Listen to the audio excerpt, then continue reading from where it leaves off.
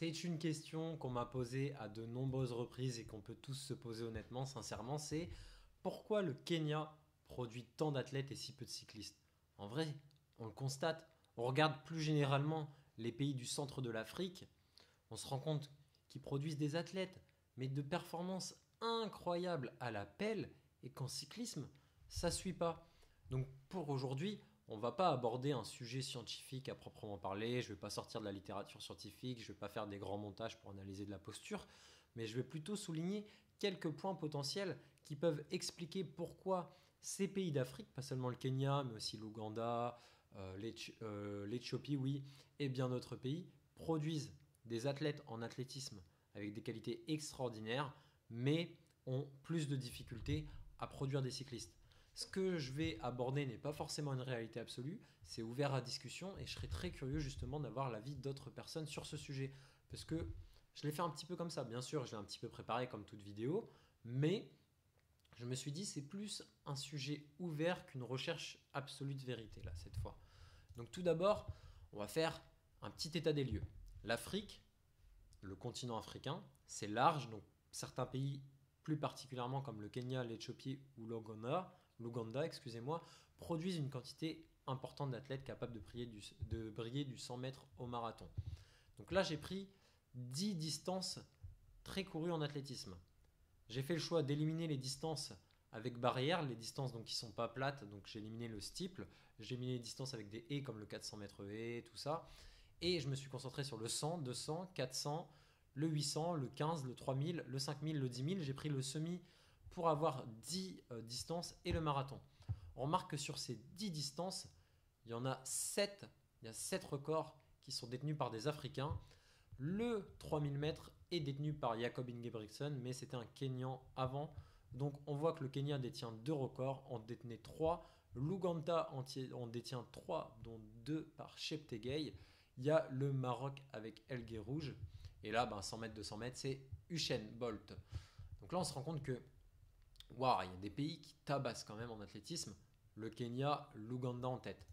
Par contre, en cyclisme, non seulement il y a moins de réussite, mais en plus, c'est pas les mêmes pays.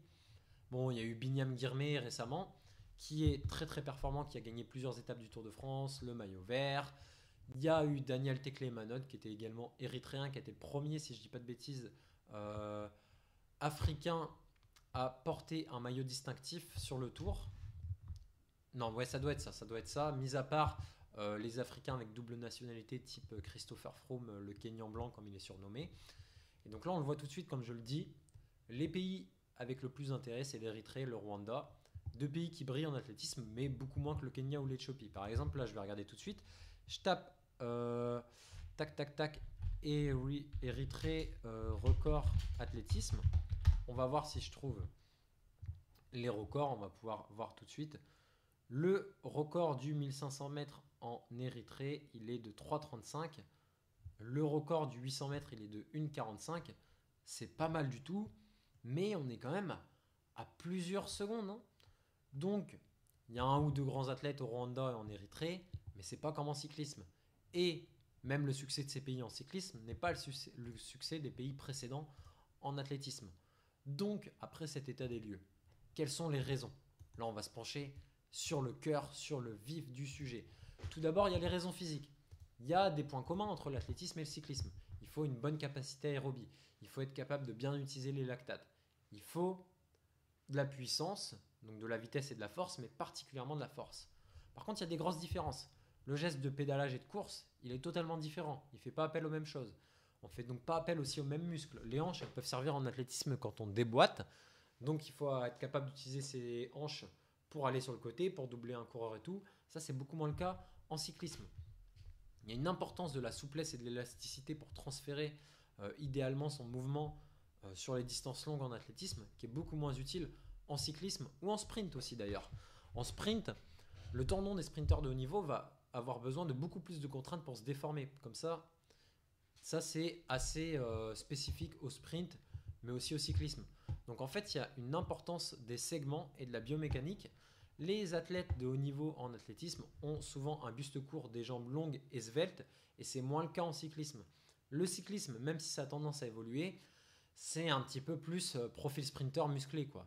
Ça a tendance à évoluer, ça change. On a eu les années Christopher Froome, Bradley Wiggins, avec des coureurs qui n'avaient pas un pet de masse grasse, mais on voit des différences. Donc pour moi, on prend un athlète qui fait du 15, du 3000, en fait, c'est presque plus un athlète adapté au cyclisme. Certes, il aura moins de capacité aérobie, mais il va être capable d'utiliser la force et surtout, il va être capable d'utiliser les capacités anaérobies qui sont très très importantes. Certes, quand on monte un col en cyclisme, c'est un effort de seuil. Quand on fait un contre-la-montre, c'est un effort de seuil. Mais quand on fait un sprint, c'est un effort anaérobie. Et prenez un dossard en cyclisme, faites une course de cyclisme, vous vous rendrez compte, surtout sur les circuits courts, les circuits urbains, que c'est énormément de relance. Donc en fait, c'est énormément d'efforts anaérobie entrecoupés par des récupérations en aérobie. Donc ça, c'est pour les raisons physiques, mais il y a aussi des raisons géographiques. Les hauts plateaux qui produisent les meilleurs athlètes d'endurance africains ont parfois peu d'infrastructures. Certes, bon, il y a des possibilités, parce que là, c'est la piste d'Eldoret au Kenya. Il y a des possibilités, ils ont quand même des routes, hein, faut arrêter, faut pas tomber dans un délire non plus. Il y a des routes, il y a des chemins qui sont gravel, mais on est loin des conditions européennes, ou dans le nord de la France, en Belgique, là c'est une route belge, ou aux Pays-Bas, il y a des routes partout, les chemins sont beaux, il y a des pavés, il y a des pistes cyclables, il y a tout ce qu'on veut. On n'est pas dans les mêmes conditions. Et c'est ce qui fait qu'il y a peu de scouts, il y a peu d'éclaireurs en cyclisme qui s'intéressent à l'Afrique. Parce que beaucoup est à faire en termes d'infrastructure et de culture, alors que il suffit presque de tendre la main en Europe pour sortir un bon cycliste. Donc forcément, c'est une logique financière qui prime souvent.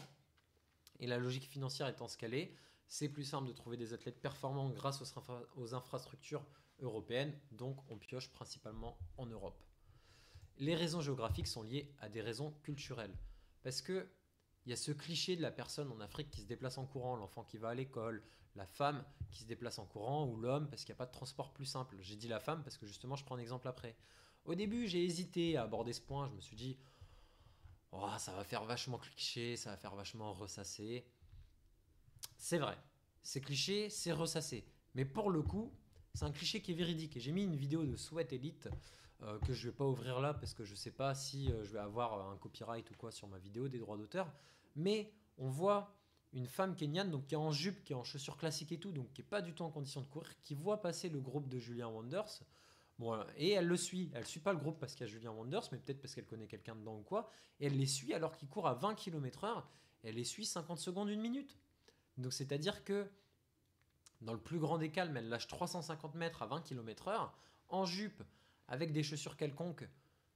On se dit mais combien de femmes françaises, de femmes belges, de femmes néerlandaises pourraient faire ça comme ça sur un coup de tête, aller taper un petit 350 mètres à 20 km/h? Bah, franchement, je pense qu'il y en a, il faudrait déjà qu'ils mettent les baskets d'athlétisme, qui s'échauffent bien et tout pour faire ça. Donc c'est un cliché, mais on voit qu'en fait les contraintes géographiques et d'infrastructures développent une culture de l'athlétisme dans ces pays-là. Et l'inverse est vrai également. On prend la Belgique. Prenez la Belgique. En Belgique, il n'y a pas comment dire, de raison biomécanique. On ne dit pas que les Belges ils sont bien foutus et qu'ils sont faits pour le cyclisme. Il n'y a pas de montagne. Donc il n'y a pas de stage en altitude. Mais pourtant, ils produisent une quantité astronomique de cyclistes parce que leur culture est forte et vivante. Et leur culture s'appuie sur des infrastructures, contrairement à la France, par exemple, qui a plus de mal avec les infrastructures et le cyclisme. Donc en fait, j'ai quand même abordé ce point qui peut paraître cliché parce qu'il s'entremêle avec les raisons géographiques, avec les raisons physiques et avec les raisons culturelles. Parce qu'on se rend compte que les raisons physiques sont une chose, mais qu'elles ne doivent pas être un frein. Et une autre raison culturelle qui est un frein, c'est le choc culturel. Parce que le lieu central de la pratique cycliste professionnelle, c'est l'Europe.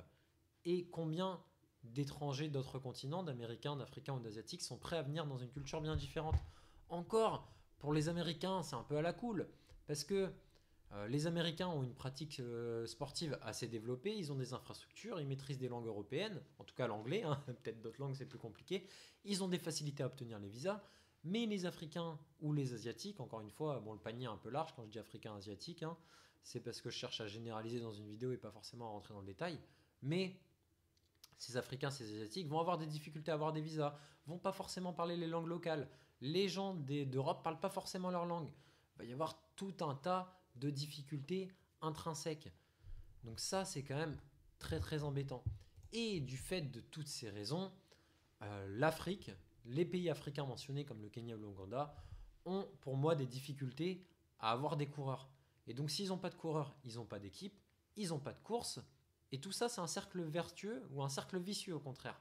Parce que il faut les infrastructures, il faut des bons hôtels pour accueillir les cyclistes professionnels, il faut une police, là on voit un policier pour bien encadrer les courses, il faut une fédération nationale qui a des moyens, il faut un personnel technique à la fédération qui est qualifié, il faut une stabilité politique, parce que s'il n'y a pas la stabilité politique, il y a difficilement la stabilité économique, s'il y a difficilement la stabilité économique, le sport ne va pas être le premier levier. Mais pourtant, on voit du développement, on voit qu'aujourd'hui, les cyclistes africains qui brillent, c'est pas juste des blancs, c'est pas juste Christopher Froome qui était kényan et britannique, c'est pas juste Daryl Impey qui était du coup un cycliste sud-africain mais blanc. On voit aujourd'hui des cyclistes africains, le cyclisme africain qui se développe, mais doucement, doucement. L'an prochain, il y a les championnats du monde 2025 de cyclisme au Rwanda qui devraient aider à améliorer la situation, on l'espère. Il faut qu'il y ait une démarche d'ensemble, parce qu'on le voit, les fédérations seules locales ne pourront pas forcément s'en sortir financièrement. L'UCI seul ne pourra pas développer tous les pays, même s'ils font des centres mondiaux du cyclisme où ils engagent des cyclistes de nations émergentes. Il faut qu'il y ait une volonté. Malheureusement, cette volonté, aujourd'hui, on la voit principalement dans des pays qui utilisent le sport pour des moyens politiques. C'est le cas des Émirats Arabes Unis. Bon, là, on ne parle pas de l'Afrique, on parle de l'Asie ou du Qatar, mais c'est aussi le cas du Rwanda ou de l'Érythrée, pays dans lesquels la situation n'est pas forcément simple. C'est pas le sujet de la vidéo, mais il faut aussi le mentionner. Donc voilà pour cette vidéo, c'est un sujet que je vais traiter un petit peu plus en détail dans une lettre d'information, donc n'hésitez pas à vous abonner à la lettre d'information qui est en description. Si cette vidéo vous a plu, n'hésitez pas à commenter, n'hésitez pas aussi à commenter pour partager votre avis, pour donner d'autres sources, pour donner d'autres idées, parce que moi, je ne suis pas au cœur du cyclisme africain. J'encadre des cyclistes, bien sûr, je pratique le cyclisme, mais je suis en Europe, donc mon point de vue n'est pas omniscient, évidemment. Donc n'hésitez pas à commenter, à partager votre expérience. N'hésitez pas à mettre un pouce, je sais que c'est casse-pied de l'entendre tout le temps, mais ça aide vraiment au référencement de la vidéo. Je vous remercie d'avoir regardé, on se dit à tantôt et d'ici la prochaine vidéo, portez-vous bien.